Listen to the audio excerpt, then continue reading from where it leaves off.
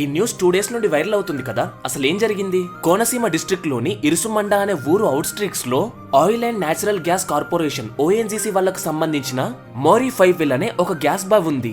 అయితే ఇక్కడే January 5th రోజు 11:30 నుండి 12:20 వరకు భారీగా గ్యాస్ లీక్ అయింది.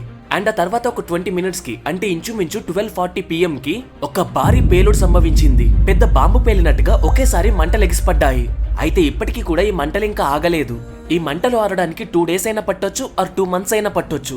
లోపల నుండి గ్యాస్ కంటిన్యూగా బయటకు వస్తున్న కొద్దీ మంటలు కూడా అలానే కంటిన్యూగా వస్తూ ఉంటాయి.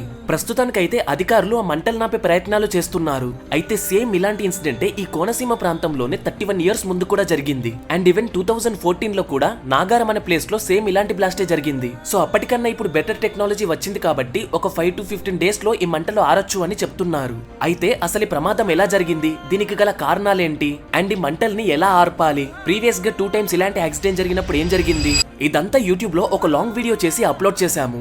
జస్ట్ లింక్ అని కామెంట్ చేయండి, మీకు లింక్ పంపిస్తాము. ఒకవేళ లింక్ రాకపోతే మన బయోలో లింక్ ఉంటుంది, క్లిక్ చేసి వీడియోని పూర్తిగా చూడండి.